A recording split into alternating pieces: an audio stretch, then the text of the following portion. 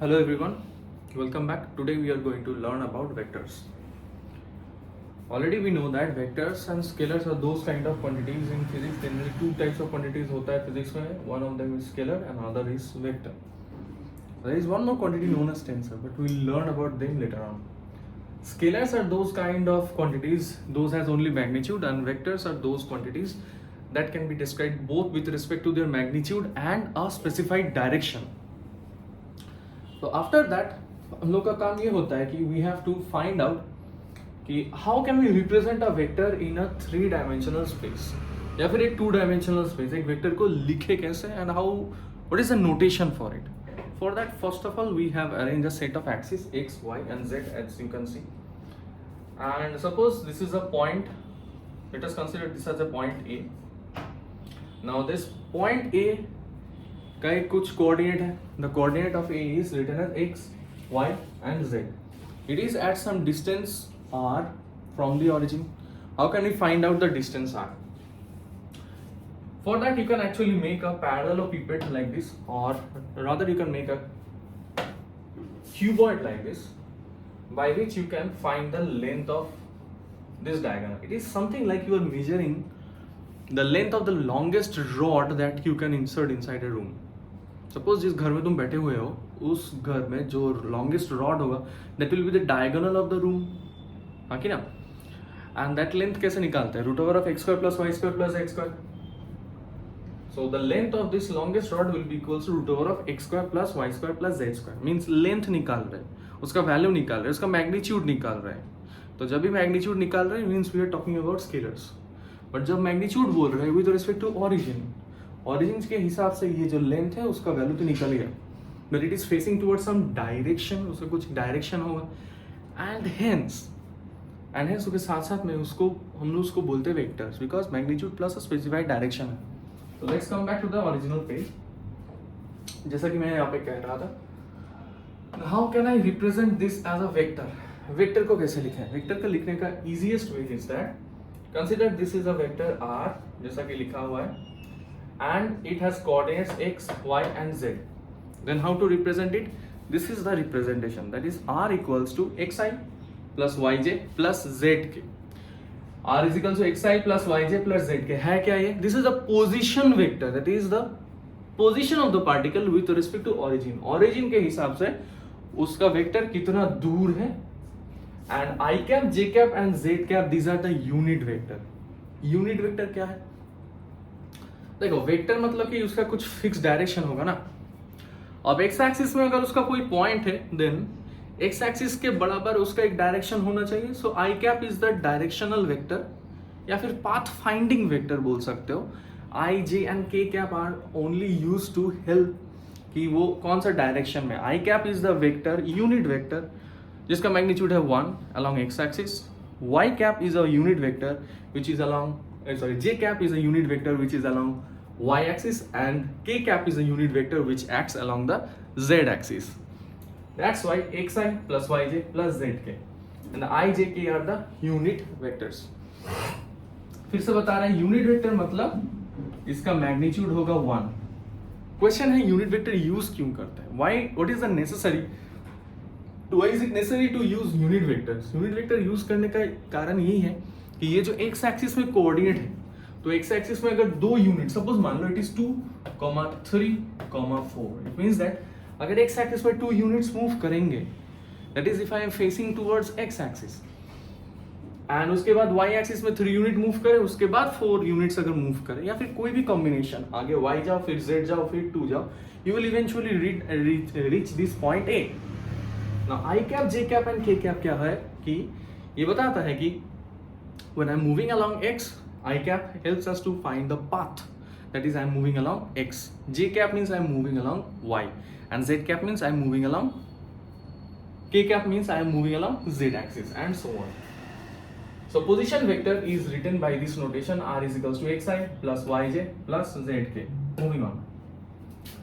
Triangle law of vector addition. इस chapter में जो चीज हम लोग को सीखना है that is addition, subtraction, multiplication. How can we add vectors, subtract vectors and multiply vectors.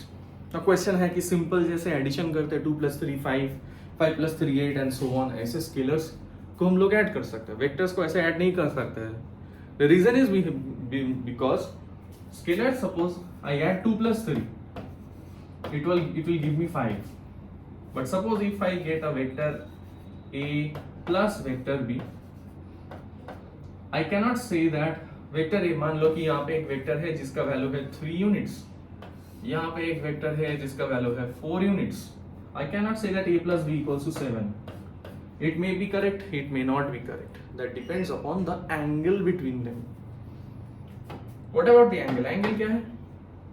Let the angle between them be equals to theta.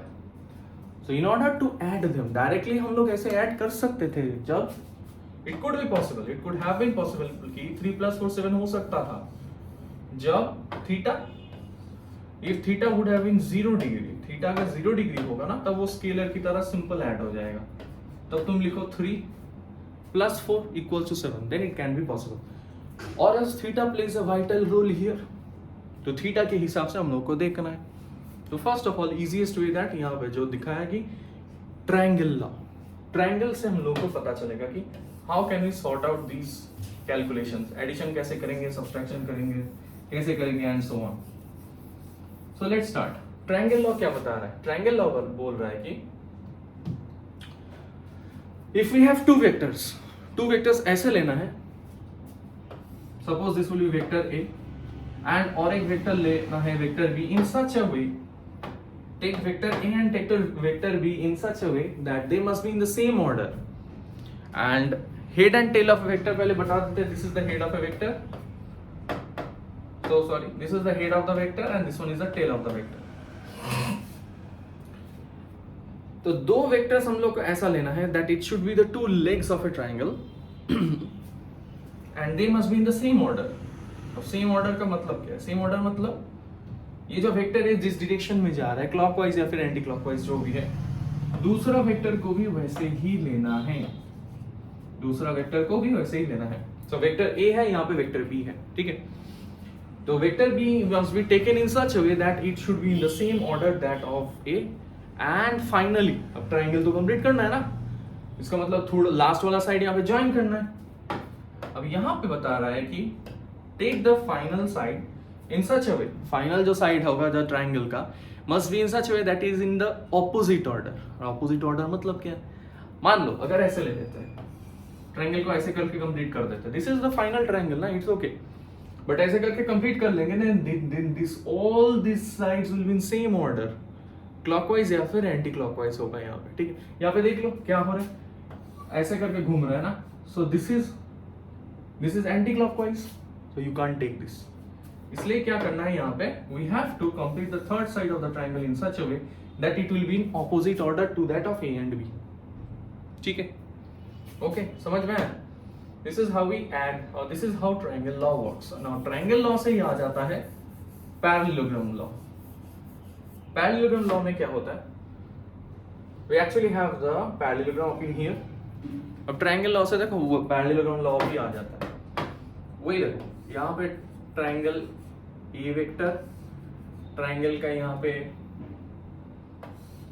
B vector, and मान लेते हैं this is the resultant vector. याद है ना कैसे क्या थे?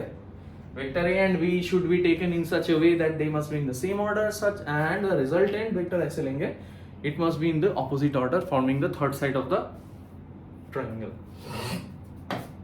Now parallelogram law बोल रहा है कि you can actually move this vector and put it up in here. इस वेक्टर को अगर तुम ऐसे करके लिखोगे then also it's okay, fine, not a big deal. अब क्या करना है, अब इसको ये जो ट्रायंगल यहाँ पे था, ट्रायंगल से हम लोग पैरेललोग्राम बना रहे हैं. कैसे बना सकते हैं? We are going to use dotted lines. और ये डॉटेड लाइंस क्या होगा? It will be the vector A, same magnitude, देखो डायरेक्शन भी सेम है, थोड़ा शिफ्टेड है. पैरेललोग्राम का ऑपोजिट साइड्स क्या होता है? Parallel and equal and they shifted. वैसे मैंने वेक्टर ए को शिफ्ट कर दिया. Same thing can be done for vector B. यहाँ पे पैरेललोग्राम जो है इसको कंप्लीट कर दो. ये जब कंप्लीट हो गया then the length of these dotted lines is vector b. Vector b का जो मैग्नीट्यूड होगा that will be the length of these dotted lines. हाँ कि ना? So parallelogram बोल रहा है कि take the vectors in such a way that both of them have the same starting position. दोनों का हेड सेम होगा and the resultant vector will be in between them. In between मतलब एकदम बीचों बीच नहीं, कोई भी एंगल कैसे भी करके बना सकता है. इसका मतलब है doesn't really means that these two angles will be same. हो भी सकता है एंगल सेम, नहीं भी हो सकता है. These two angles may be same, it may not be same. ठीक है, ये दो एंगल सेम हो सकता है, may not be same, कोई भी हो सकता है. अब may not be same वाला केस एक देख लेते हैं. अगर सेम होता है तब क्या होता है, तभी भी देख लेते हैं. मान लो हम लोग के पास दो वेक्टर्स है, vector A and vector B in such a way. Vector A का जो मैग्नीट्यूड है, वेक्टर बी का भी वही मैग्नीट्यूड है. देन ये जो रिजल्टेंट वेक्टर होगा that will make equal angles. Resultant vector will make an equal angle in that scenario. But suppose ऐसा नहीं है, कहीं पे ऐसा बता दिया कि we have a vector A and the vector B is now huge. फिर भी हम लोग का पैरेललोग्राम तो बनेगा. तो resultant vector will it be shifted towards here or the resultant vector will be shifted towards here. Common sense क्या बोल रहा है? Before actually thinking about common sense, now let's finish off the parallelogram. Parallelogram को finish करो तो तुमको समझ में आ जाएगा ये angle will it be shifted towards vector A और या फिर shifted towards vector B. देखो it is shifted towards vector A, हाँ कि ना? So this angle has actually increased and this angle has actually decreased. Isn't it so? वैसे करके तुम ऐसे भी सोच सकते हो. Suppose the vector A is huge and the vector B is small. This is vector A and this one is vector B. इन दोनों का रिजल्टेंट क्या होगा? पैरेललोग्राम का डायगोनल. तो बनाओ पहले पैरेललोग्राम.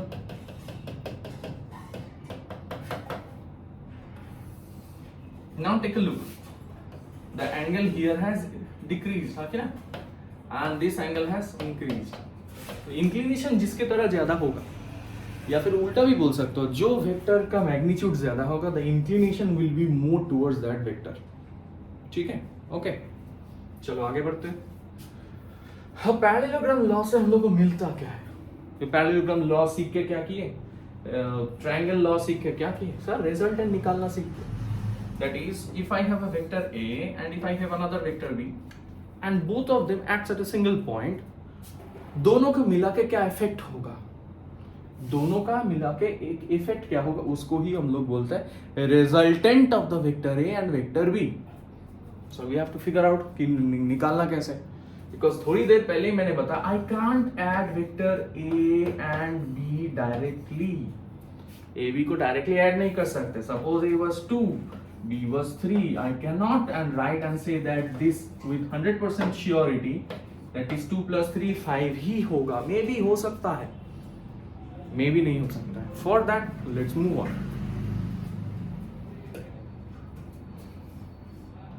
देखो टॉपिक का नाम क्या है? Finding a resultant of a vector. Vector का रिजल्टेंट निकालना है. कैसे निकालना है? पहले पैरेललोग्राम ड्रॉ करना है यहाँ पे. ठीक है, पूरा पैरेललोग्राम मैंने ड्रॉ नहीं किया. We have a vector A और यहाँ पे मेरे पास है वेक्टर B. ठीक है, यहाँ पे वेक्टर A है, यहाँ पे वेक्टर B है. Now eventually you can draw dotted lines and finish off the parallelogram. Red colour का जो लाइन यहाँ पे दिखाई दे रहा है, this is nothing but the resultant vector. ये है resultant vector R. Now मेरे को निकालना है कि what is the value of the resultant vector. Now this is going to be interesting. ये कैसे निकालें? थोड़ा सा ज्योमेट्रिकल इंटरप्रिटेशन है, थोड़ा सा ट्रिग्नोमेट्री और थोड़ा सा ज्योमेट्री लगेगा इसमें. देखो कैसे कर सकते हैं. First of all let us think about this triangle. यहाँ पे मैंने डॉटेड लाइंस बनाए हैं. क्या डॉटेड लाइंस है? Let me tell you, this is the line that is, this is nothing but the vector B which is parallel to this one. ठीक है, vector B को मैंने यहाँ से हटा के यहाँ पे ले आया है and we have completed the parallelogram. After doing that यहाँ से मैंने डॉटेड लाइन खींचा और वेक्टर ए को मैंने एक्सटेंड कर दिया. This is perpendicular, this is perpendicular. Now we have some missing lengths. I have no idea कि ये वैल्यू कितना होगा और यहाँ से लेके ये वैल्यू कितना होगा. We have to find these things out. अब यहाँ पे लिखा है, ये कैसे आया वो भी देख लेते हैं. तो पहले डॉटेड ट्रायंगल को बाहर निकालते हैं. Let's think out कि ये डॉटेड ट्रायंगल का वैल्यू ये सब आया कैसे. So we have a vector A and we have a vector B. Vector A and vector B, angle between them is theta, yes sir. यहाँ पे वेक्टर बी को शिफ्ट किए, पैरेललोग्राम को कंप्लीट किए, डॉटेड लाइंस नीचे खींचे, vector A को extend किए, ये हो गया मेरा ट्रायंगल कंप्लीट। ट्रायंगल हो गया कंप्लीट, हाँ कि ना। Now if this angle is theta, this angle is also theta, corresponding angles, isn't it? So corresponding angles के हिसाब से, okay, now let's move on. If this was vector b, this is also vector b. अब ये छोटा वाला triangle बाहर निकालो, ये छोटा ट्रायंगल बाहर निकालो और इससे थोड़ा खेला करते हैं। ये b थीटा है, this length is b, इसका वैल्यू ले लिया QSR, यहाँ पे ले लेते हैं Q, this one is S and this one is R। याद रखो, देख शॉर्टकट है, wherever you see theta, alpha, beta, कहीं पे भी लिखेगा एक राइट एंगल ट्रायंगल में, कोई भी एक राइट एंगल ट्रायंगल में कहीं पे भी थीटा, अल्फा, बीटा लिखेगा, the base will be cos component of the hypotenuse, base will be the cos component of hypotenuse, और जो perpendicular है that will be sin। तो cos याद रखो, sin अपने आप याद रहेगा। निकाल देंगे इसे, फाइन, cos थीटा निकालो, cos theta is equals to curly brown here, brown मतलब base और here माने hypotenuse, RS divided by RQ, RS divided by RQ, RQ कितना है यहाँ पे B, you can replace this as B, लिखो यहाँ पे भी, तो RS कितना हो गया, RS equals to B cos theta. देखो वहां पे क्या लिखा है, what is written here, RS is equals to how much, RS is equals to B cos theta, and similarly you can find out QS sin theta, पहले लिखो sin theta, some people have perpendicular by hypotenuse, QS by B, cross multiply कर तो B इधर आ जाएगा, तो QS is equals to B sin theta. याद क्या रखना है, जहां पे भी alpha, beta, gamma, theta, whatever is written in a right angle triangle with respect to the hypotenuse, वो साइड मेरा क्या होगा, cos component of the hypotenuse होगा।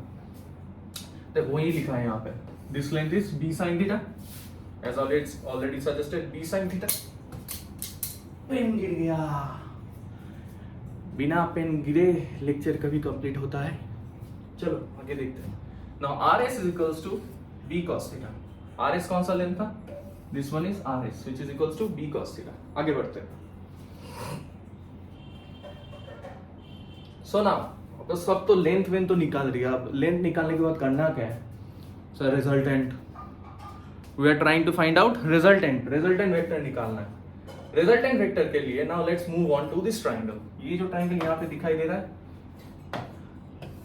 ये जो ट्रायंगल यहाँ पे दिखाई दे रहा है, this is vital। इसको थोड़ा सोचते, इसके बारे में थोड़ा सोचते, ये ट्रायंगल में ही सब आंसर हिडन है। एक काम करो, यहाँ पे परपेंडिकुलर डाल दो, so this is a right angle triangle once again and we are highly interested in finding which length PQ, PQ मेरे को निकालना है ना, so can I use Pythagoras theorem, base square plus p square equals to hypotenuse square। देखो base perpendicular सब पता है, base is how much, a plus b cos theta, perpendicular कितना है b sin थीटा, तो हाइपोटेन्यूज कितना होएगा, बोलो बोलो, p square pq square will be equals to ps square plus qs square। इसको सॉल्व करो, कैसे सॉल्व करें सर, ps की जगह लिख दो a plus b cos theta, so this will be a plus b cos theta whole square plus qs की जगह कितना लिखना है, b sin theta whole square।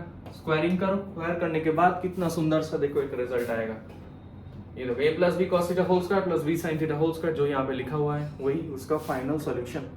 जो pq square is equal to a square plus b square plus 2ab cos theta, जैसा कि मैंने बताया था, रिजल्टेंट वेक्टर, रिजल्टेंट जो वेक्टर है या फिर effect of vector a and b, जो फाइनल रिजल्टेंट निकल रहा है, उसका वैल्यू a के ऊपर भी डिपेंड करेगा, b के ऊपर भी डिपेंड करेगा, एंड ऑल्सो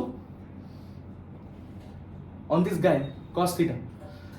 तो resultant depends upon both the vector a, the vector b and the angle between the vectors, ठीक है। अच्छा, उसी के हिसाब से द फाइनल रिजल्टेंट का वैल्यू कितना आएगा, a square plus b square plus 2ab cos theta का होल रूट, ठीक है सर। अब तो यहाँ पे समझ में आ गया कि how can we find the resultant. So if we have a vector a and we have a vector b, the resultant of the vectors will be root over of a square plus b square plus 2ab cos theta. Boundary condition जो यहाँ पे दिया है इसको note करते हैं, ये थोड़ा समझने वाला चीज है। ये समझ में आएगा तो बहुत सारा क्वेश्चन हो जाएगा। ध्यान से देखो, theta is equals to 0 degree. ऐसा कौन सा केस होगा जब theta equals to 0 degree? Theta क्या था? The angle between vector A and angle between vector A and B, है ना? तो मान लो this is the vector A, ये हो गया वेक्टर ए, और इसके ऊपर और एक ले लो vector B. Vector A and vector B दोनों के बीच एंगल कितना है? थीटा इक्वल्स टू 0 डिग्री, हाँ कि ना? फॉर्मूला क्या होता है? R is equals to resultant is equals to root over of a square plus b square plus 2ab cos theta. तो इसको हम लोग लिख सकते हैं ना, R is equals to root over of a square plus b square plus 2ab। अब cos theta मतलब cos 0 डिग्री। cos 0 डिग्री का वैल्यू कितना होता है? 1। So cos 0 डिग्री का वैल्यू अगर 1 होता है, then this will be written as a square plus b square plus 2ab only, which is nothing but a plus b whole square. Root over of a plus b whole square क्या देगा? बोलो बोलो, a plus b. And the resultant is equals to a plus b, जो मैंने पहला page में बताया था। I can actually add vector a and b directly if the angle between them is 0 degree. उन दोनों में कोई एंगल नहीं, that is they are kind of overlapping with each other, जैसा पैरेलल वेक्टर्स में होता है। ये हो गया मेरा केस नंबर 1। केस नंबर 2 के बारे में थोड़ा सोचते हैं। What about case number 2 sir? Theta equals to 90 degree. Suppose this is a vector A and this one is vector B, दोनों के बीच एंगल कितना है? 90 डिग्री। सेम वही फॉर्मूला, फॉर्मूला कहीं पे लिख के रखते हैं यहाँ पे। Resultant vector R is equals to root over of a square plus b square plus 2ab cos theta. अब थीटा इक्वल्स टू 90 डिग्री है यहाँ पे, है ना? Theta equals to how much? Theta equals to हम लोग का हो गया 90 डिग्री। अगर थीटा इक्वल्स टू 90 डिग्री हो गया, देन cos 90 का वैल्यू हो गया 0। What happens to this term?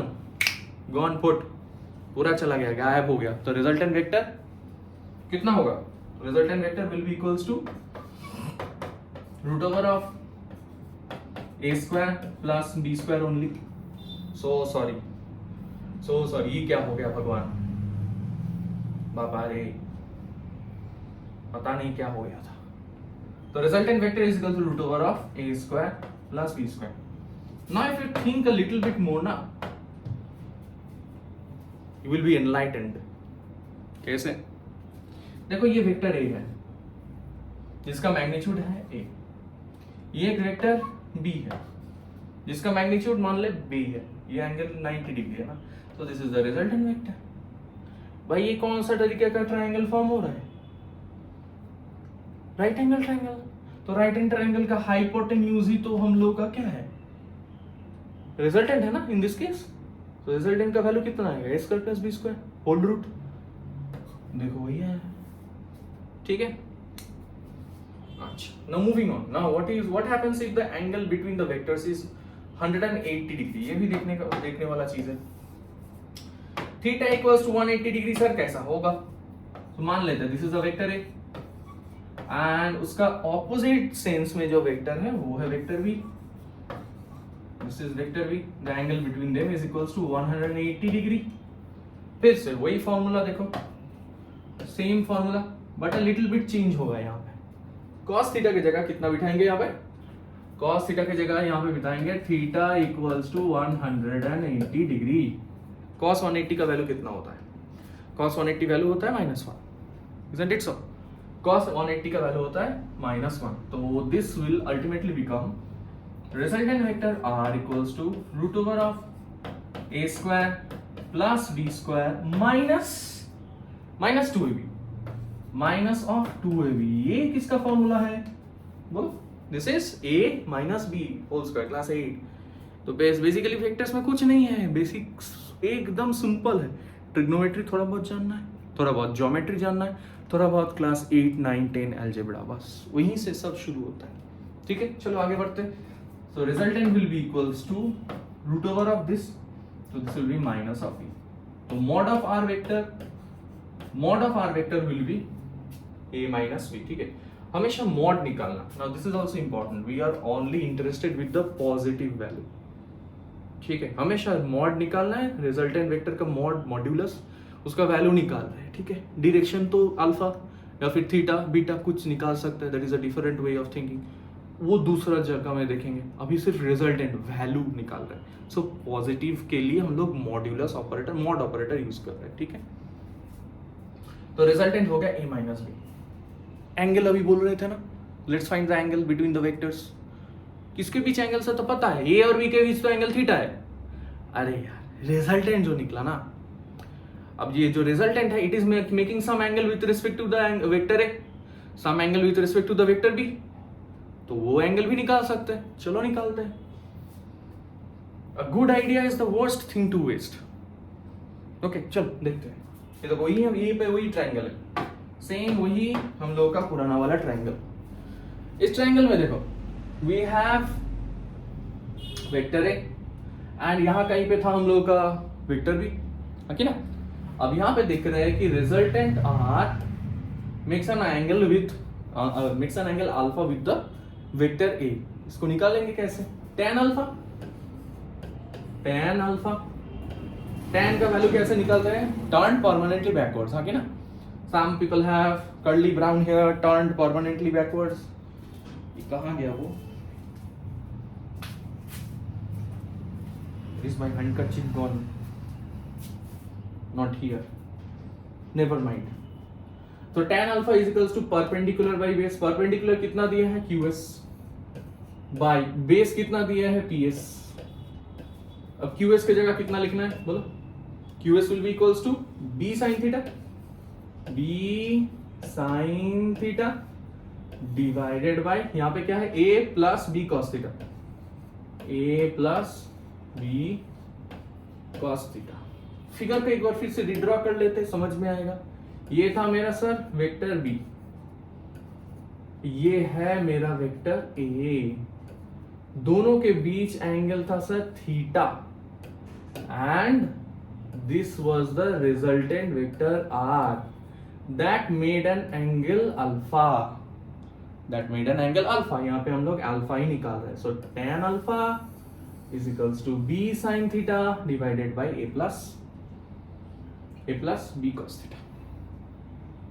ये एंगल कैसे निकाल सकते हैं, how can we find this angle, I leave it as a task for you people, try करके देखना। अगर नहीं होता then I will teach, it's not a very big deal, बहुत ही सिंपल है। जैसे यहाँ पे ट्रायंगल बनाया हो ना, आइडिया दे देता हूं, you can actually solve it by yourself. जैसे यहाँ पे बी वेक्टर को यहाँ पे सॉल्व करके रहे हो, ऐसे करके ए वेक्टर को यहाँ पे बनाना है।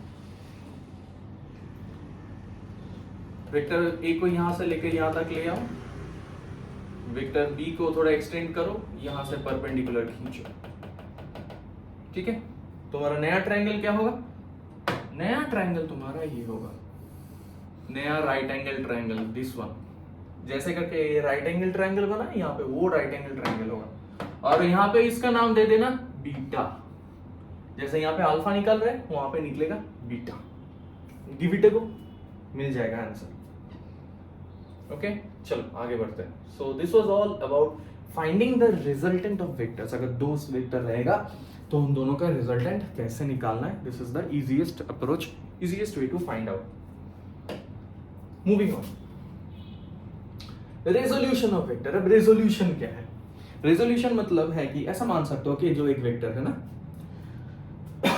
वेक्टर का इफेक्ट्स, या फिर दो वेक्टर मिलके एक नया इफेक्ट बना रहा है, you can think it like this. जैसे vector A and vector B थोड़ी देर पहले देखे थे, दोनों vector if it acts at certain angle then उन दोनों का एक कॉमन नहीं, उन दोनों का मिलित एक इफेक्ट जो होता है उसी को हम लोग रिजल्टेंट बोल रहे हैं। ना दोनों मिलके जो इफेक्ट बना रहे उसको हम लोग रिजल्टेंट बोल रहे हैं। अगर ऐसा मेरा सिचुएशन होता, I have the resultant vector, मेरे पास रिजल्टेंट वेक्टर है और बोला कि now split that vectors into 2 और 3 पार्ट्स व्हाटएवर इज पॉसिबल। अब तुम बोलोगे सर ऐसा कैसे पॉसिबल हो सकता है, नहीं होना चाहिए ना। जैसे हम लोग जब छोटे थे हम लोग फैक्टराइजेशन करते थे, फिर सिंप्लीफिकेशन भी करते थे। फैक्टराइजेशन में क्या था और सिंप्लीफिकेशन में क्या डिफरेंस है, सिंप्लीफाई मतलब जो भी उसको तोड़ते जाओ, और फैक्टराइज में जो भी टूटा हुआ है उसको जुड़ते जाओ छोटा चीज बन जाएगा। तो यहाँ पे एक्चुअली वही चीज है। ये जो ओरिजिनल वेक्टर है उसका दो कंपोनेंट में ब्रेक कर दो। उल्टा सोच सकते हो, अगर मेरे पास ये कंपोनेंट, ये ओरिजिनल वेक्टर नहीं है, if I have the components, उसका वेक्टर समेशन कर दो, you get the resultant vector, that is original vector. उसी को बोलते हैं रेजोल्यूशन ऑफ वेक्टर। ये जो ओरिजिनल वेक्टर है उसको एक्स एंड वाई एक्सिस में दोनों पार्ट में तोड़ दिए। अब ये थीटा है तो इसलिए ये बेस कंपोनेंट कॉस खाएगा, और ये परपेंडिकुलर है, ये साइन कंपोनेंट हो जाएगा।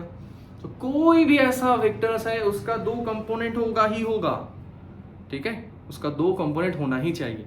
And this breaking up of the main vector into its small parts, one along the x axis, one along the y axis, is known as resolution of vectors। अब ये 2D में है, 3D में भी कर सकते हैं, ठीक है। चलो देखते हैं। So suppose in this case we have a vector a, suppose we have a vector a, ऐसा दिखा है, यहाँ पे थीटा है। I'm not going to relearn all those things again, directly बोल रहे हैं जहां पे थीटा है वहां पे हो जाएगा सर हम लोगों का cos component, that is a cos theta. और जहां पे परपेंडिकुलर है वहां पे क्या हो जाएगा, वहां पे हो जाएगा सर हम लोगों का गरीब आदमी का a sin थीटा। नहीं ऐसा नहीं है, साइन गरीब नहीं है, सब गरीब है, एवरीवन इज गरीब। Okay, so this is a cos theta, this one is a sin theta. नहीं, एवरीवन इज बड़ा लोग, पैसा वाला है, सब कोई पैसा वाला है। Now how can I right this thing sir? मान लिए कि वेक्टर को मैंने तोड़ दिया,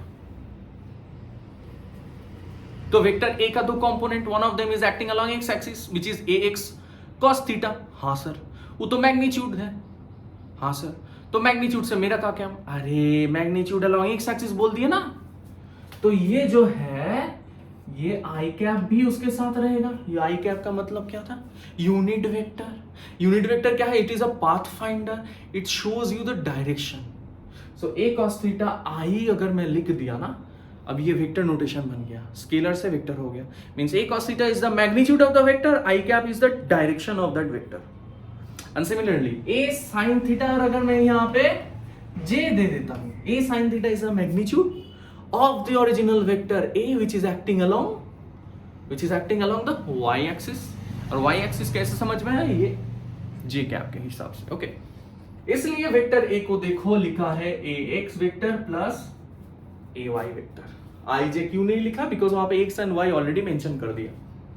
अगर x एंड y मेंशन हुआ है then there is no need to mention again i cap, j cap और k कैप, नहीं तो कर सकते, ठीक है। Okay, got it. चलो आगे बढ़ते हैं। नाउ मॉड ऑफ ax, जैसा कि बता ax वेक्टर का वेक्टर a का magnitude along x axis is a cos, vector a का y एक्सिस के हिसाब से मैग्नीट्यूड कितना है? a sin theta. ओके, अच्छा, तो यहां पे तो ऐसे ही तुम ट्रायंगल बना सकते हो, you can actually sort out the triangle here. ये a cos थीटा है, यहाँ पे ट्रायंगल बनाओ सुंदर सा, e हो गया मेरा a sin थीटा, ये हो गया मेरा a cos theta. Now squaring right angle triangle, अब पाइथागोरस थ्योरम लगाओ। पाइथागोरस लगाएंगे तो a will be root over of ax square plus ay square, ठीक है। ये ax क्या हो जाएगा यहाँ पे? a cos theta, a square cos square theta plus a square sin square theta whole under root, a square common लेके बाहर ले लो, cos square theta plus sin square theta equals to 1, root over of a square equals to root over of a square equals to a। अब यहाँ पे mod लिया ना, इसलिए ये लिए प्लस माइनस साइन का जरूरत नहीं है, मॉड्यूलस निकाल रहे हैं ना, मॉड निकाल रहे हैं ना, पॉजिटिव वैल्यू वेक्टर का मैग्नीट्यूड निकाल रहा है। मैग्नीट्यूड हो गया मेरा ये। अब थीटा कैसे निकालेंगे? tan theta perpendicular by base, ठीक है। ये देखो tan theta equals to perpendicular by base, perpendicular क्या है?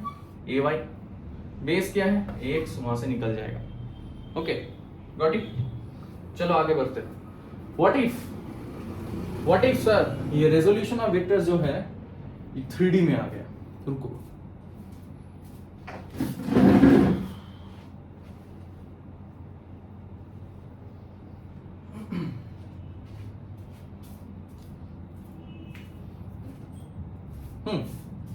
Coming back, resolution of vectors अब 3D में अगर हो गया, जैसा कि यहाँ पे थोड़ी देर पहले मैंने ड्राइंग किया था, we have a same vector A, मान लो वही वेक्टर ए है. Now it is going to make some angle with respect to the X axis, Y axis and the Z axis. तो यहाँ पे मैंने मान लिया कि suppose that it makes an angle alpha with X, beta with the Y axis and angle gamma with the G और Z axis. Then जैसे vector notation होता है, जैसे कि तुम देखे हो वेक्टर ए इंटू डी, उसका दो कंपोनेंट होता है. रेजोल्यूशन कर रहे हैं ना, कंपोनेंट्स निकाल रहे हैं. तो component along X, a component along Y. तो यहाँ पे 3 एक्सिस है, तो क्या लिखेंगे, component along X plus component along Y plus component along Z, X plus A Y plus A Z. ठीक है. अच्छा, so mod of A is equal to root over of A X square plus A Y square plus A Z square. थोड़ा और आगे बढ़ते हैं. Sir यहाँ पे जैसे एंगल निकाल रहे थे, यहाँ पे जैसे एंगल निकाल रहे थे, यहाँ पे एंगल कैसे निकालेंगे? हाँ, कैसे निकालेंगे ना, एंगल कैसे निकालेंगे? ये देखो, एंगल निकालने का डायरेक्ट फॉर्मूला है A X equals to A cos alpha, A Y is equals to A cos beta, A Z equals to A cos gamma. Sir कैसे आया? अरे बताया था ना सर. क्या बताया था, भूल गए. सपोज दिस थिंग, यहाँ पे जो एंगल है इसको अल्फा मान लो. एक्स एक्सिस के साथ ये वेक्टर कितना एंगल बनाएगा? अल्फा. तो एक्स एक्सिस के साथ, सपोज ये एक्स एक्सिस है और ये मान लो वेक्टर है, इन दोनों के बीच एंगल कितना है? अल्फा. तो vector makes an angle alpha with respect to the X axis. का कंपोनेंट का वैल्यू क्या होगा? अरे बताया था ना, जहां पे एंगल होगा वहां पे एक राइट एंगल ट्रायंगल बनाना है, तो फिर वेक्टर का कंपोनेंट ये बेस होगा, तो base component will eat up which one, sine और कॉस. तो बेस कंपोनेंट के ऊपर होगा sine sorry cos, so sorry. तो यहां पे द वेक्टर ए, ये वेक्टर ए एक्स एक्सिस के साथ अल्फा डिग्री बना रहे हैं. तो अगर ये ए वेक्टर है, ये होगा ए कॉस अल्फा. ठीक है. मान लो वाई एक्सिस के साथ बीटा डिग्री बना रहे हैं, वाई एक्सिस के साथ वेक्टर ए बीटा डिग्री बना रहा है, तो ये कितना होगा? ए कॉस बीटा. एंड मान लो जेड एक्सिस के साथ, ये मान लो जेड एक्सिस है, जेड एक्सिस के साथ गामा एंगल बना रहा है. तो ये है वेक्टर ए, ये है जेड एक्सिस, दोनों के बीच एंगल कितना है? गामा.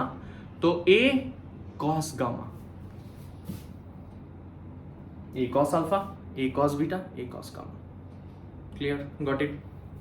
चलो let's move on.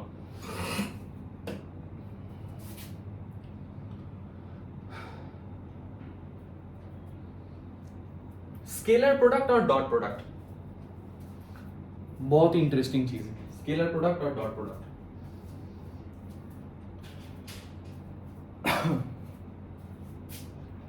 Scalar product कैसे निकालते हैं? देखो, A dot B vector equals to mod of A into mod of B into cos theta. Scalar product है क्या सर? मान लो यहां पे वेक्टर ए है और यहां पे वेक्टर बी है. जैसे थोड़ी देर पहले देखे रिजल्टेंट जैसे निकाल रहे थे. How is it that resultant जब निकाल रहे थे तो ए एंड बी वेक्टर का दोनों का मिलित इफेक्ट क्या था वो निकाले.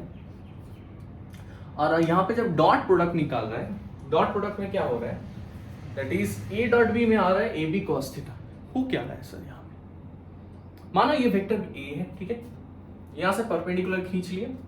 तो वेक्टर ए का ओरिजिनली ये जो वेक्टर ए है ना, ध्यान से देखना सब लोग. हाँ, ये जो वेक्टर ए है इसका एक थोड़ा सा कंपोनेंट, छोटा सा रेजोल्यूशन ऑफ वेक्टर थोड़ी देर पहले सीखे. इसका एक resolution part is acting along which axis? X axis. X axis में ऑलरेडी बी है, एक्स एक्सिस में ऑलरेडी मेरे पास बी प्रेजेंट है. तो वेक्टर ए का एक कंपोनेंट कितना है यहाँ पे? Cos component. सो ए का component A cos theta is acting along B. उसके साथ साथ देखो यहाँ पे एक्स एक्सिस में और एक वेक्टर है which is B. So what is the net effect A is producing along B? What is the net effect A is producing along B? Because एक component यहाँ पे act हो रहा है A cos theta, already यहाँ पे present है B. So the net effect of A on B, net effect of A on B is written as AB cos theta, या फिर फिरंगी भाषा में क्या बोलते हैं? A cos theta is the projection of A on B. देखो ये जो ए है, ए का प्रोजेक्शन, ये जो ए है ना, ए का प्रोजेक्शन कितना आ रहा है, ए cos थीटा आ रहा है। So projection of A on B, फिर से बता रहे हैं यहां पे हुआ क्या। अगर अकेला बी वेक्टर यहां पे एक्ट कर रहा है और अकेला ए वेक्टर यहां पे एक्ट कर रहा है, is A influencing B, is A helping B, और इज ए ऑब्स्ट्रक्टिंग बी, और is A doing anything for B? उसके लिए क्या कर रहे हैं, उसका कंपोनेंट तोड़ दिए, एक एक्स एक्सिस और एक वाई एक्सिस का। यहां पे वाई एक्सिस का कोई काम नहीं, इसलिए लिखे नहीं। ए का एक कंपोनेंट है यहां पे ए cos theta, because this angle is theta between vector A and B, so this one is a cos theta. So dot product of two vectors gives us the projection of one vector with respect to another. A, how much A affects B? B अगर अकेला act करता तो B vector ही होता, but as A is present, is A affecting B? If it is affecting, how much is it affecting? That is dot product. That is projection of A. A का थोड़ा सा part जो B के ऊपर गया उतना ही B को effect करे। So net effect is A dot B is A B cos theta, projection of A on B. Same thing हम लोग जो आइडिया यहां पे बिल्ड किया ना, बी के बारे में भी बोल सकते हैं। We have just replace this, A and B vectors has just been replaced. मान लो अब ये बी वेक्टर हो गया, ये ए वेक्टर हो गया। जो थ्योरी यहां पे पढ़े, जो लॉजिक यहां पे लगा है, सेम लॉजिक यहां पे भी लगा सकते हैं ना। ये जो बी वेक्टर है, sir it makes an angle theta, fine, all good. B का एक प्रोजेक्शन लेना है, दैट इज ना, अगर बी नहीं था, अगर बी नहीं रहा कभी भी, then only A vector is acting along the X axis. Now I am going to calculate, is B affecting A somehow? B का कोई पार्ट ए को हेल्प कर रहा है या फिर अपोज कर रहा है क्या? Is something happening? इसलिए क्या किया, बी का कंपोनेंट, रेजोल्यूशन ऑफ वेक्टर के, बी को रिजॉल्व किए। एक cos कंपोनेंट आया, एक sin component. sin component is perpendicular to a, it is not affecting a directly. a का डायरेक्शन में कोई इफेक्ट नहीं है, इसलिए sin कंपोनेंट का जरूरत नहीं है in dot product. cos component से फिर से खेल रहे हैं। सो b का प्रोजेक्शन कितना आया सर? b का प्रोजेक्शन आया मेरे पास b cos। सो अगर अकेला a वेक्टर रहता then a only, but as b is present, a part of b which is B cos theta is acting along B, with acting along A. That is B cos theta is helping A. So it is a net effect along this direction. Net effect along is in this direction is B dot A, written as B A cos theta. जहां पे B cos theta, जहां पे B cos theta is the projection of B along A.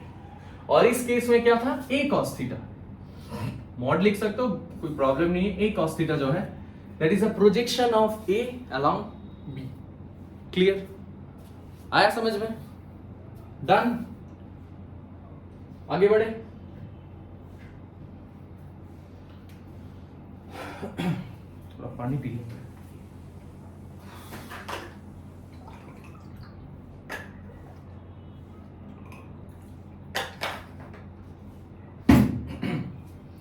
Now calculations, अब यहां का calculations कैसे करेंगे, dot product में कैलकुलेशंस कैसे किया जा सकता है।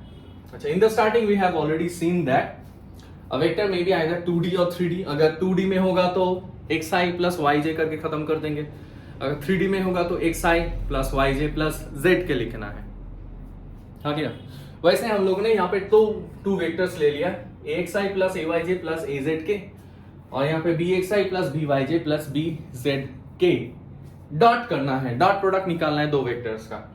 डॉट प्रोडक्ट करना है means this thing into cos theta. हमेशा एक cos थीटा वाला टर्म आता है ना, पर मैं कभी cos थीटा वाला टर्म लिखता ही नहीं हूं, जरूरत नहीं है डॉट प्रोडक्ट में। इन दिस केस क्या करते हैं ना, एक शॉर्टकट टेक्निक निकालते हैं, बिकॉज अगर तुम मल्टीप्लाई करोगे ना 9 टर्म्स निकलेगा। कैसे?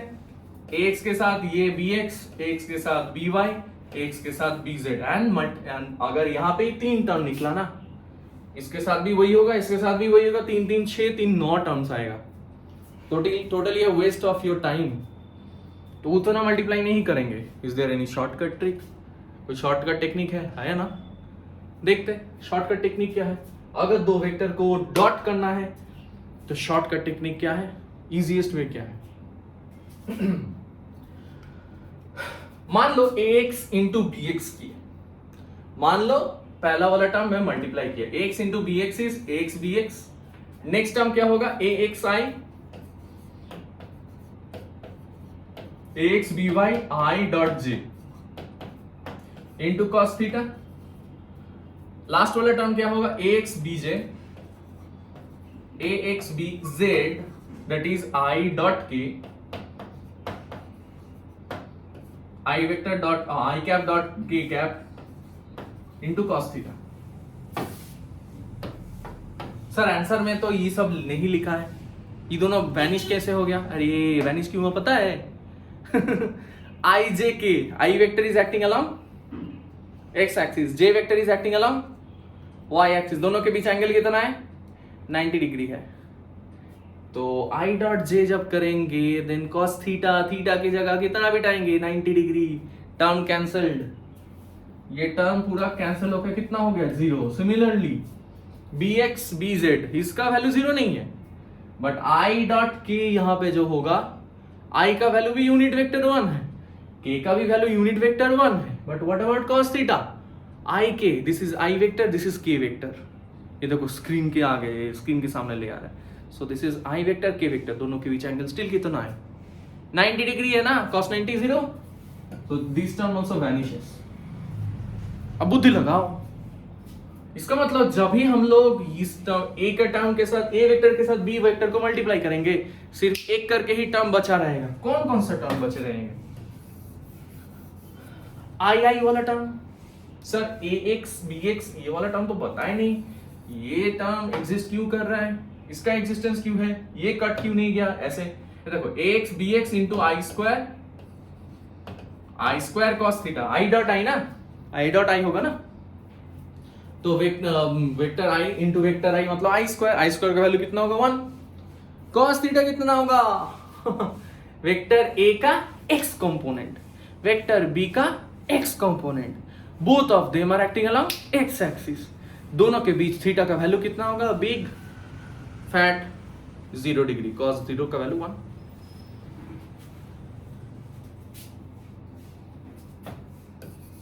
And hence a dot b is equal to ax dot bx।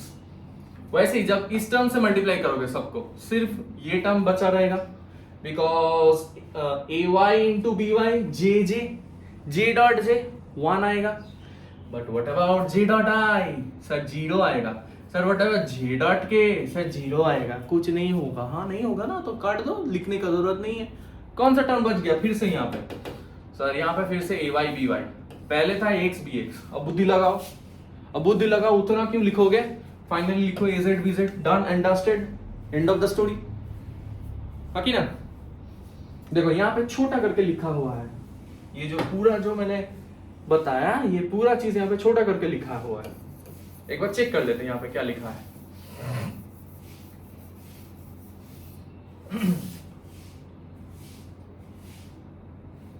देखो I dot I is I square cos 0, J dot J is J square cos 0, K dot K is K square cos 0 लिखा हुआ है। बाकी ना थोड़ा zoom कर देते हैं, नहीं तो समझ में नहीं आएगा। हाँ बट यहाँ पे देखो I dot J, J dot K, K dot I, J dot I, K dot J, I dot K, जो भी करो हर एक में एंगल कितना है? What is the value of theta? Theta equals to 0 degree. अगर थीटा 0 डिग्री आ गया, because theta equals to 0, eventually अगर थीटा 0 डिग्री हो गया, cos 0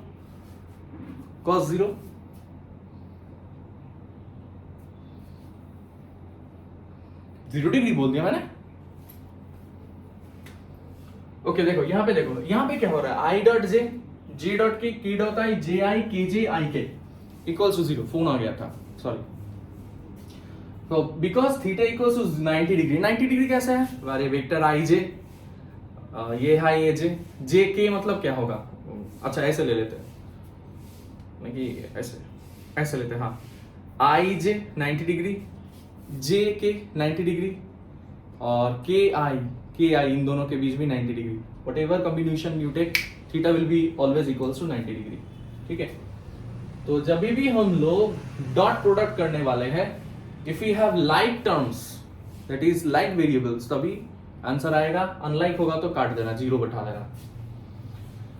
how do we find the angle between vector A and vector B? Sir ये लीजिए, मेरे पास vector A दिया है और ये दिया है मेरे पास वेक्टर बी, सब मालूम है, कुछ ना कुछ दिया रहेगा, but I am not able to find out theta. Theta कैसे निकालेंगे?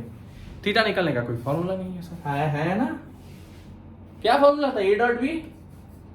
बोल बच्चा। के था सर, फॉर्मूला था vector A dot vector B is equals to mod of A into mod of B into cos theta ना, यही तो था ना। तो ए बी को नीचे लिख लो नेक्स्ट स्टेप में। सो वेक्टर ए जो रहेगा इंटू वेक्टर बी जो डॉट करेंगे, ये देखो डॉट करने के बाद क्या आंसर आया था? ये आया था ना, ये आंसर आया था ना। तो ये इसको यहां पे लिखना है डिवाइडेड बाई ए, मतलब क्या? Mod of A vector into mod of B vector equals to cos theta. Easy peasy lemon squeezy. This is how we find the angle between vector A and B. देखो थोड़ा questions यहां पे दिया है। What will be the projection of vector A on I plus j? What will be the projection of this vector on I plus j?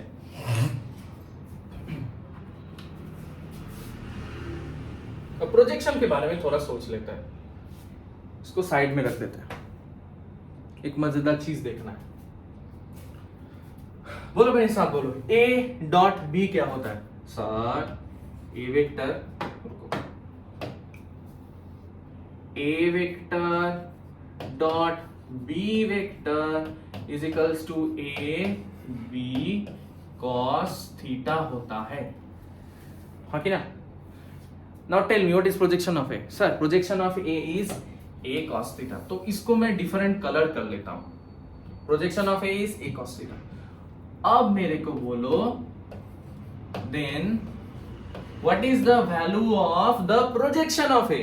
Sir projection of A का फिर तो value होगा vector A dot vector B divided by mod of vector B. यहां पे mod ले लो, अच्छा लगेगा, ठीक है? ऑल गुड, सब ठीक है ना? So this is the projection of vector है। सर कहीं पढ़ा था projection of A vector is a vector quantity, ये क्या है? अरे देख, एकदम सिंपल सी बात है। सपोज मान लो ये वेक्टर बी है, ई है वेक्टर ए, हाँ कि ना? एक और दोनों के बीच एंगल मान लो थीटा है, यहां से डॉटेड लाइन खींचो तो ये क्या होगा? यहाँ पे ये लेंथ के होगा रे sir, this will B A cos theta. हाँ सर वही तो निकाल रहे, ए cos थीटा ही तो निकाल रहे। But A cos theta is acting along which direction? B. Common sense sir, A cos theta is acting along B. B का क्या डायरेक्शन सर? B cap. कुछ भी होगा, बी का जो डायरेक्शन होगा, बी का कुछ यूनिट वेक्टर जो होगा वही डायरेक्शन होगा। एग्जैक्टली तो ये जो ए cos थीटा है, ये जो ए cos थीटा है, this is nothing but the, बोलो मेरे साथ बोलो, what is this? This is the projection, this is the projection of A. So this is the projection of ए,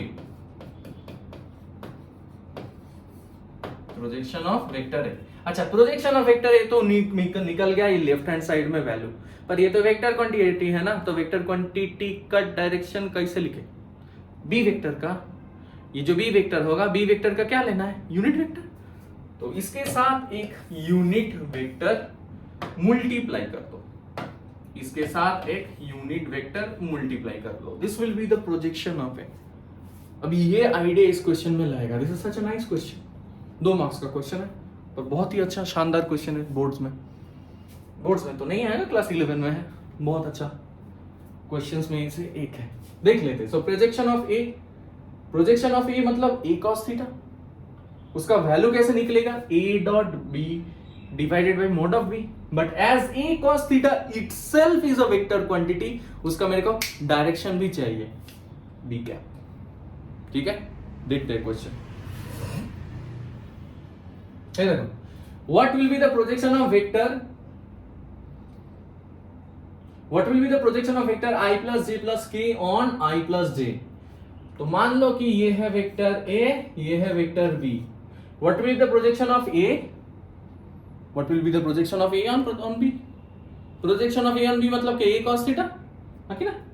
इधर projection of A on B, देखो projection of A on B, इसको मैंने ए मान लिया, इसको बी मान लिया, ठीक है? तो ए वेक्टर का क्या लिखे, A dot B, A vector यहां पे पूरा क्या लिया है, ए वेक्टर, ये देखो A vector dot B vector, ये देखो B vector mod of B. Mod of B मतलब ये जो वेक्टर है इसका वैल्यू कैसे निकालते हैं?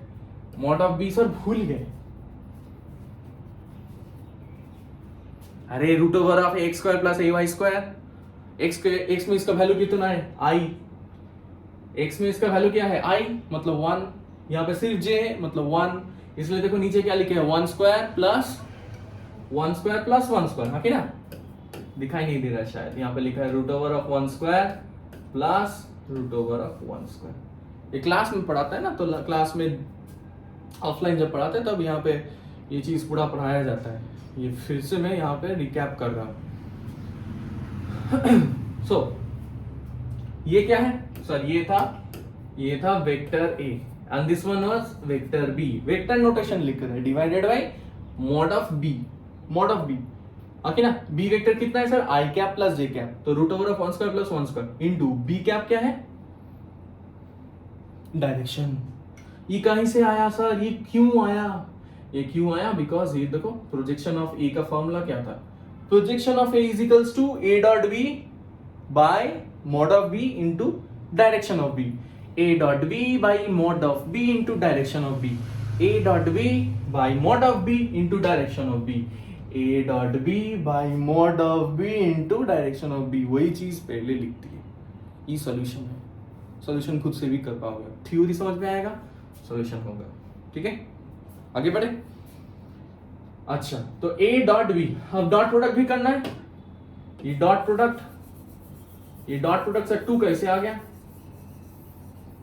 ए सर डॉट प्रोडक्ट कैसे करते हैं, हे रे रे रे, हे राम हे राम हे राम, कैसे करते हैं डॉट प्रोडक्ट? है देख, आई प्लस जे प्लस के इंटू आई प्लस जे, डॉट कर रहे हैं ना। डॉट करने के टाइम थोड़ी देर पहले क्या सीखे सर, आई और आई जब रहेगा तब हम बनेंगे आई, नहीं मतलब आई इंटू आई जब करेंगे तभी वैल्यू रहेगा।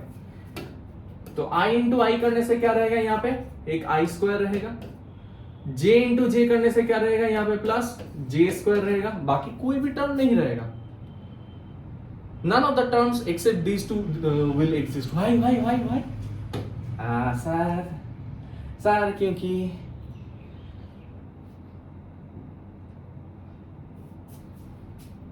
ओके, तो आई मतलब है यूनिट वेक्टर। यूनिट वेक्टर का वैल्यू कितना था, 1 प्लस 1 इक्वल्स टू 2। यहाँ पे 2 इसी कारण लिखे थे, 2 divided by mod of root over of 1 square plus 1 square कितना है, √2। तो 2 by √2 into B vector by mod of B vector. या मॉड ऑफ बी वेक्टर का भी वैल्यू √2 है। So the final answer is what is the projection of vector will be equals to I plus j itself। 2 √2 सब cut गया, final answer है I plus j, ठीक है? अच्छा, और एक क्वेश्चन है, मजेदार क्वेश्चन है, बहुत अच्छा क्वेश्चन है ये, थियोरेटिकल क्वेश्चन है, सीबीएसई बोर्ड टाइप क्वेश्चन है। बताएं यहाँ पे, if vector a plus vector b is equals to vector a minus vector b का mod, means if you add 2 vectors जो वैल्यू आएगा, and if you subtract those 2 vectors वही वैल्यू आएगा। ये तो धर्म संकट हो गया सर, ऐड करने में भी जो आ रहा है सब्ट्रैक्ट करने में भी वही आ रहा है। देख लेते हैं, नो वरीज। मॉड है, होल स्क्वायर करो, कुछ ना कुछ तो निकलेगा ही। सो देखो यहाँ पे बोथ साइड हम लोग स्क्वायर कर दिए, mod of a plus B equals to mod of a minus B, squaring both side, mod of a plus B whole square is equal to a minus B whole square हो गया, a plus B का square a minus B का square. Solve करो, a square B square gone from both sides, बचा क्या, a dot 2 times of a dot B, यहाँ पे 2 times of a dot B minus, दिखाई नहीं दे रहा शायद, ये होगा mod of 2 times of A B vector, और यहाँ पे है plus 2 times of A B vector. Side change करने से क्या होगा, प्लस 4ab होगा ना, 4 times of A vector dot B vector, right hand side में कुछ बचा नहीं, 0 हो गया, राइट हैंड साइड में सर कुछ बचा नहीं, जीरो हो गया। ए डॉट बी मतलब क्या था, ए बी कॉस, सो ये हो गया 4 times of vector A vector B का mod into cos theta equals to 0। अब ध्यान से सोचो, 4 एक नॉन जीरो नंबर है, so this can never be equals to 0। Vector A is not 0, vector B is also not equals to 0, तो कौन 0 हो सकता है, थीटा। इसका मतलब थीटा 0 है, therefore the question suggests that theta equals to 0 degree.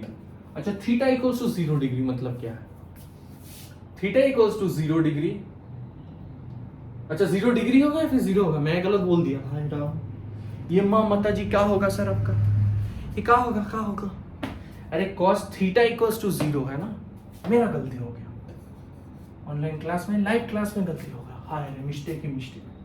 cos theta equals to 0, अच्छा cos theta का वैल्यू है 0, कौन सा एंगल में 0 आता है, थीटा इक्वल्स टू 90 डिग्री, तो फिर इसको लिख सकते हैं this is equals to cos 90, therefore theta equals to 90 degree. तो थीटा इक्वल्स टू 90 डिग्री में ये कंडीशन हो रहा है, एक बार देख लेते हैं। इसका मतलब यहाँ पे बोल क्या रहा है, यहाँ पे बता रहा है सर अगर एक वेक्टर ए ऐसा है एंड मान लीजिए और एक वेक्टर बी ऐसा है and if the angle between them is 90 degree then mod of A plus B. अच्छा, mod of A plus B मतलब कौन सा लाइन है सर, ये वाला, mod of A plus B ये वाला लाइन होगा ना, mod of A plus B equals to mod of A minus B. अच्छा, mod of A minus B को मैं यहां पे ड्रॉ नहीं कर पाऊंगा, थोड़ा साइड कर लेते हैं। वेक्टर ए प्लस बी इसको यहां पे ड्रॉ कर रहे हैं, वेक्टर ए हो गया, वेक्टर बी ये हो गया, वेक्टर बी, दोनों के बीच एंगल सर 90 डिग्री दिया था इसलिए साइड में ड्रॉ की, ठीक है। और इसका मॉड निकालना है, mod of A plus B मतलब resultant vector A plus B, ये हो गया resultant vector A plus B. हाँ की ना रे बाबा, सेम ना है कि तो व्यापार, बंगाली में बोल दिए, जिनको बंगाली नहीं आता है, की तो व्यापार मतलब है बात तो एक ही है, हाँ हम बंगाली है क्या करें। अच्छा थोड़ा आगे बढ़े, and this is equals to mod of A minus B, A vector minus B vector मतलब A vector plus of minus B vector, B vector का नेगेटिव निकालो, this is minus B vector, हाँ की ना, इन दोनों का रिजल्टेंट क्या होगा सर वही होगा mod of A vector plus of minus B vector, बात है की, ठीक है ओके। देखो यहाँ पे भी जो वैल्यू है दोनों का रिजल्टेंट करोगे बाय यूजिंग पाइथागोरस थ्योरम, ये जो रिजल्ट आएगा यहाँ पे भी वही रिजल्ट है। So if we calculate mod of A plus B then that will be equals to mod of A minus B, only and only if theta equals to कितना degree, theta equals to 90 degree में ये ऐसा होने वाला है, ठीक है। सबको यहाँ पे रब कर देते हैं, थोड़ा खराब लग रहा है, बहुत ज्यादा खराब लग रहा है, रहने दो, काम करने के बाद अगर काम ऐसा थोड़ा मेसी नहीं होगा तो पता कैसे चलेगा कि तुम काम किए हो, हाँ कि ना। अच्छा आज क्लास यहीं पे खत्म करते हैं, स्केलर प्रोडक्ट तक हो गया, स्केलर प्रोडक्ट के हिसाब से दो क्वेश्चंस निकाले, और भी क्वेश्चंस होगा और भी न्यूमेरिकल्स करेंगे, इसके बाद पढ़ेंगे वेक्टर प्रोडक्ट्स, उसके ऊपर न्यूमेरिकल्स होगा और उसके बाद प्रोजेक्टाइल सीखेंगे, ठीक है। चलो आज के लिए इतना ही काफी, सी यू सून।